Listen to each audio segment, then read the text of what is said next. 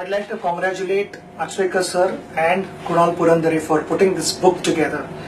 I think it's the most wonderful thing for all of us who trained under Achrekar Sir, because it has kind of refreshed our memories and brought back all those wonderful moments we shared at Shivaji Park and various parts of Mumbai.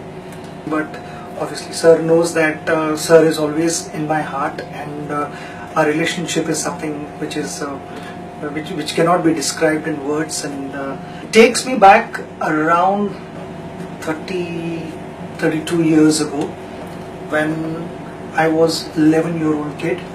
I went to Achrekar Sir. I was really nervous and tense when Sir was standing behind me.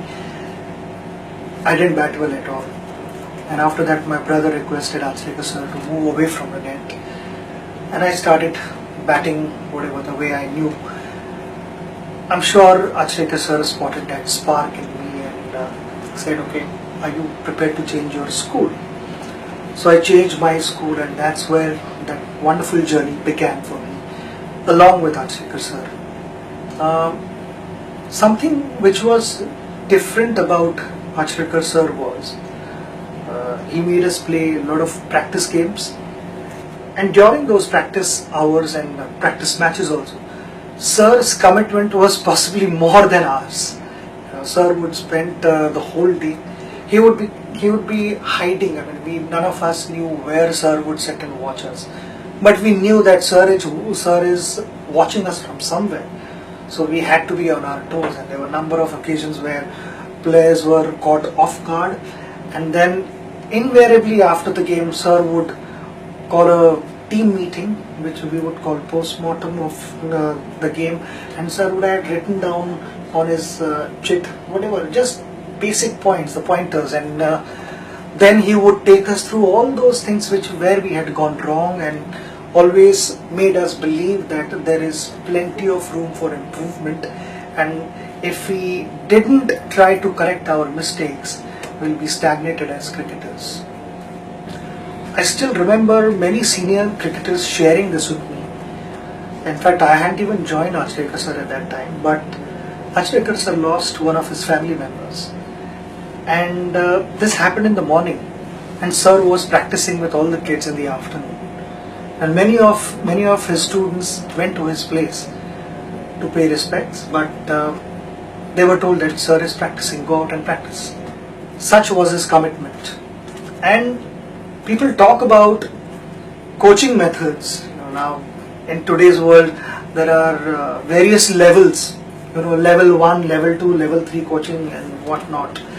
It's good, but there was something when we all players meet and discuss.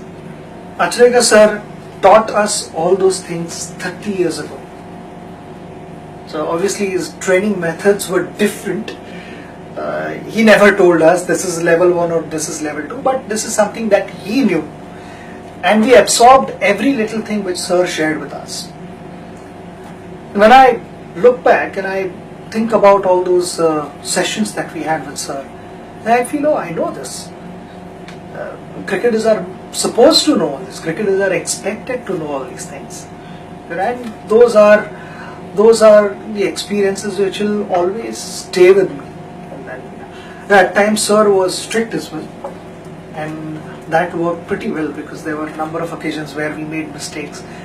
Somehow we were not able to correct those mistakes. Then Sir had a different formula of making us do certain things, which I'm sure all his students will understand what I'm talking about. But Sir was extremely loving and caring, and he continues to be like that. I remember Sir had given me a challenge in school cricket, because when I invited him at my place for dinner, Sir said, only when you score your 100. Otherwise, I don't think I should come to your place. You got to give me something, and I am asking for 100. I still remember, I think I was batting 94 overnight. And the whole night I was tossing and turning, hoping that I get my 100 the next day. Thankfully, I got my 100 in the first over itself, and I went and I invited Sir. That was one of a big moment in my life. Obviously, while practicing, how can I forget those long tiring days, and at the end of the day Sir would get a rupee coin and keep that coin on top of the stump and challenge. Sir would have 60, 70, 80 kids practicing. Anyone was allowed to bowl, and anyone who caught the ball, I was out, and I was not allowed to make any excuse. Basically, the ball had to stay on the ground, and I had to survive for 15 minutes at the end of the day. I thought those kind of methods made me mentally tough and allowed me to hang around, not lose my wicket when I was really tired, when I had lost my concentration. I thought it made me mentally really tough. And then, see, I mean, however much I thank Achrekar Sir in helping me achieve my dream and being part of my journey, it's never enough. So I continue to be grateful to him for his blessings and good wishes, and all our behalf, I would like to wish Sir the very best of health and all the happiness in life. Namaste, sir.